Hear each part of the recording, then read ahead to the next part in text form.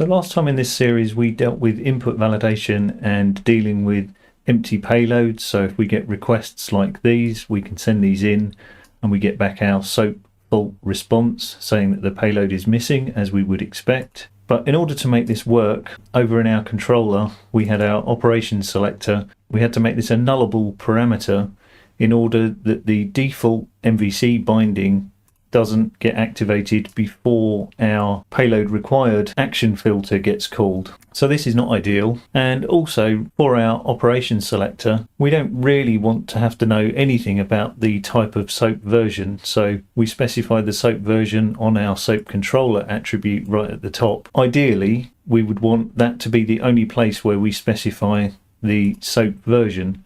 What I mean is we would really want something like that if we want access to the entire SOAP envelope, and then we can get access to the SOAP header within that envelope. And even better than that, if we're not really interested in the SOAP header at all, what we would really want is to be able to send in a SOAP request body into here. So that would give us a much cleaner operation selector that looks something like this, where we're not concerned with the envelope at all.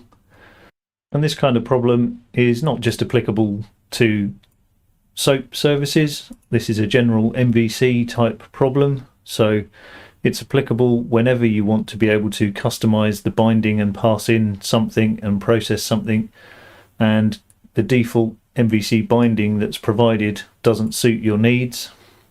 But of course, once we change this and we actually send in a SOAP request that we expect to work, then what we actually get is an error deserializing the input. So we're going to crank the difficulty level up to about a 6 or a 7 in this one and go and look at advanced MVC binding to see if we can change our controller so that we can make this binding work correctly as we want to.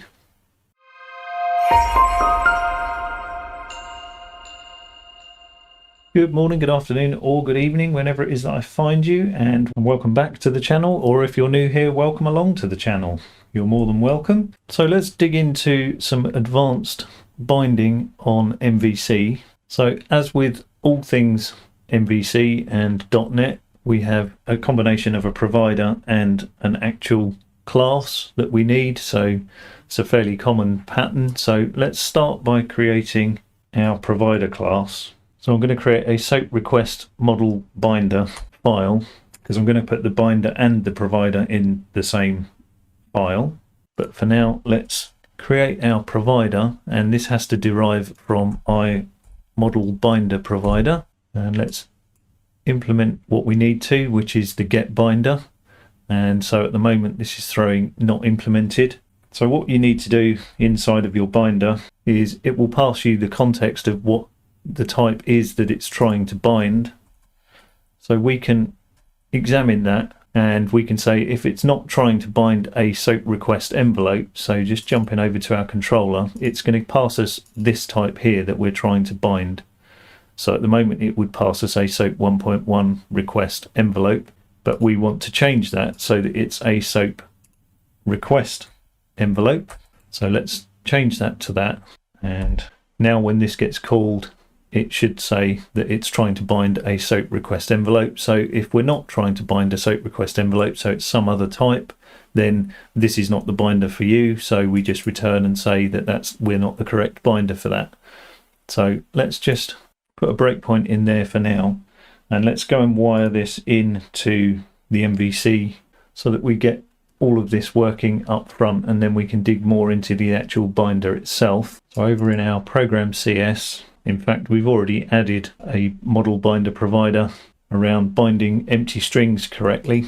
So we're going to follow that same pattern here, but enhance it so that we add our new SOAP request envelope model binder provider.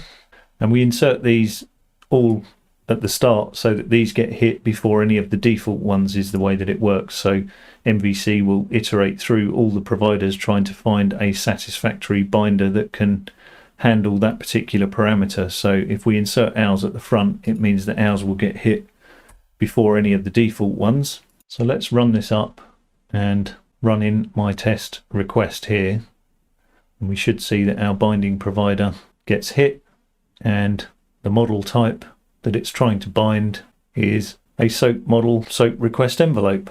So in that case, we don't return null. We would then carry on and do whatever it is that we need to do to make MVC aware of how to bind that particular type. So let's carry on and jump into some of that.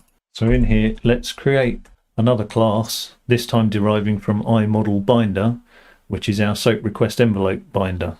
And again, we have to implement bind model async.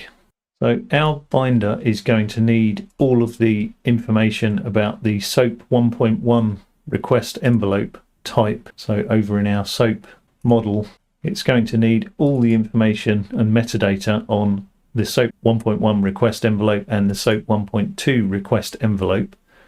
And that's so that we can tell it how to bind those particular types, because that's what's going to actually get passed in, and it needs to know how to convert that to a SOAP request envelope type. So how do we supply those types and that metadata to our binder? So inside of our provider, we can just define an array that contains the types that we want to get the metadata for, create a new dictionary that contains the type and the metadata, and then we'll iterate over those two types, and then we can call using the context to get the metadata for that particular type, and then we can add that model metadata into the dictionary that we're creating. So we add in the model metadata, we also create an MVC binder, we create a binder that knows how to bind that particular type, and we give it some options. So we say that it can find the information for binding this in the request body rather than a query string parameter or anything like that, and we also allow an empty body to be acceptable. So all we need to do, instead of throwing that exception, is return our new binder, and we will pass it that dictionary. Let's hang on to the binders and let's create a constructor that takes the binders in, and we save that, and now we can start focusing on the actual processing of the binder itself. So the binder needs to know what SOAP version the controller is dealing with. So against the binding context, we can get hold of the controller, and we can also then try and get hold of the SOAP controller attribute. So if we're not in a SOAP controller, or we can't find a SOAP attribute, then we fail. So now we can determine what our SOAP version is. We can determine whether we're dealing with a SOAP 1.1 request envelope or a SOAP 1.2 request envelope. And then given that we know which SOAP envelope type we're dealing with, we can get the corresponding binder and metadata out of our binders collection. And then we create a binding context using all of that information, and then we use the binder to actually try and bind that model using that binding context. And we can check the result of that. So if it hasn't worked, so the model's not set or the model is null, then we can do some further tests to say if our parameter is required. So if we've not set it to a nullable like we have here over in our controller, so if I change that to that, then is required would be set to true over in our binder. So if it is required, then we have to do a bit of jiggery pokery to determine if we've got the payload required attribute on our method that we're binding with. So let's go and see if the payload required attribute exists against that. And so if we do have a payload required attribute, then what we want to do is set is required to false, so that we bypass that default MVC behavior and get around this problem of us needing to have this as a nullable parameter on our controller method. And the trouble that we've got is that this is required is a read-only field. So we've got to jump through a few hoops here in order to make this work. So I'm going to use reflection, which is a little bit ugly, but it works. So up at my class level, I'm going to define a static property that reflects into the metadata for the is required field. So it gives me access to be able to manipulate that, even though I don't really have a property that allows me to change that. Is all this is required field info is doing. And then given that I've got that, I can then reflect into the model metadata for the envelope and actually change that is required to a value of false. That means we'll then bypass the default parameter null check that would happen here, and we will then fall into the payload required. So we're only doing this if we find the payload required, because we know the payload required will then catch that same problem and deal with it appropriately and give us back a nice SOAP fault. So a little bit quirky, but it works. Once we've jumped through all of that validation, we can then set our result on this binding to be the result from our binding operation that we've performed. And then if we did set our model correctly, then we can set the validation state on the binding to say that we've bound against that entry. And as the comment says, that ensures that any derived types within that binding then get bound correctly, so it cascades down the hierarchy essentially. And then we can just return out of our binder at that point. So let's run this up, and I'm now expecting a SOAP request envelope in here that is not nullable. So let's try a success case first, and I get into my operation selector. We've deserialized correctly. I've got a SOAP body, I've got my get weather forecast, and I've got my value coming in, and I get back my weather forecast response. And equally, if I don't send in a payload, then my payload missing action kicks in, and likewise with the application XML content type supplied. So that's given me a much cleaner controller. But let's go and see if we can make it even cleaner and change this to how we want it to be really, which is like this. Because I've changed that parameter type now, our binder won't get called.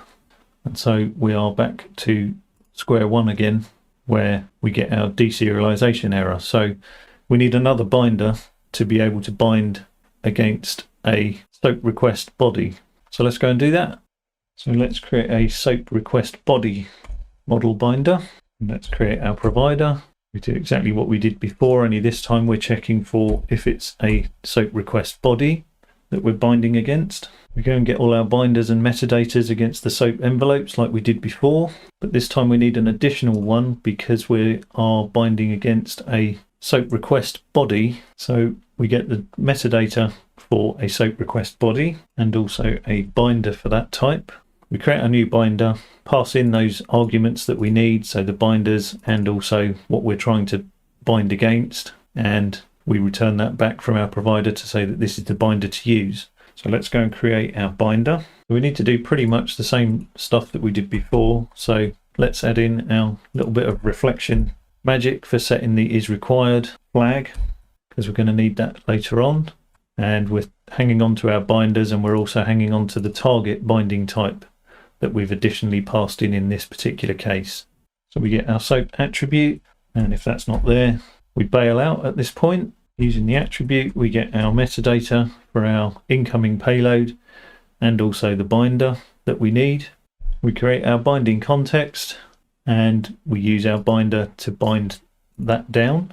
Then we can do our validation again and our jiggery pokery with the is required flag. Set our binding context result. And now this is where things start to get a little bit different between the two binders. So if we've actually done the binding, then what we do is cast that up to what we know it will be, which is a SOAP request envelope, actually a SOAP 1.1 request envelope or SOAP 1.2 request envelope, but we can cast it to the common base class in our case because it's the base class that contains the body element. So we can get the actual body out and we can set that to be our model. So we get hold of that and then we change the binding context result to be the SOAP payload body. And then if we did actually bind that model up, so we have a payload body, then we can set the validation state so that it can then go and bind all the derived types. So it's slightly different, not too much. And then we just need to return out of our binder. So that's done that. So let's hop over to our program CS and add that binder in to the MVC set of binders. So we've got our 2 custom binders now, or 3 custom binders, but 2 model binders at least.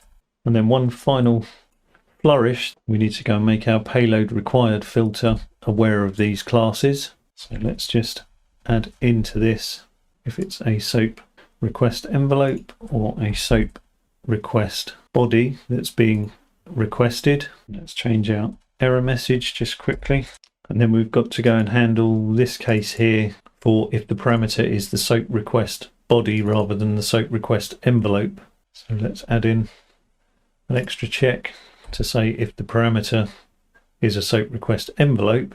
And if it's not a SOAP envelope, we'll add an additional check for if it's a SOAP request body, and like we do for the envelope where we get the payload. In this case, our payload is a SOAP request body, and so we can then just check if the payload is null, we set our SOAP payload is missing. So that tidies up our payload required filter to work for both the SOAP request envelope and the SOAP request body. So now if I run this up, send in my request, you can see that it's bound the body, and all we're getting is from the SOAP request body downwards rather than the whole envelope. And we still get our values being passed in as we expect, so we can then just run through and we get our weather forecast back, even though our operation selector is now only interested in the SOAP request body. It's got no knowledge of the SOAP version at all that's coming in. The only place now in our controller where we have SOAP version is in our SOAP controller attribute. So that's pretty sweet. That's starting to look really good now. So it's really making our controller just concerned with the business logic of our service rather than all the ancillary plumbing and piping of SOAP services and problems that you get surrounded with that. So if you like that and you found that useful, then please do give a like. It does help me out on YouTube and it helps other people find this as well. Just to finish, we're not quite done with this yet. There are still some issues. So for instance, if I pass in a weather forecast or a bad serialization problem, so at the moment our weather forecast object request is expecting an integer. It's not a nullable int, it's a mandatory value. So if I don't pass that in, you can see that we still get our problem details and we've got a deserialization problem. So we still need to go and deal with that, but we're certainly getting there in terms of making this look like a SOAP service. So that's a job for another day. But let me know in the comments what you think. And just a quick thank you to my sponsors again, without whom this channel certainly wouldn't be here. And I will see you in the next video. Thanks for watching.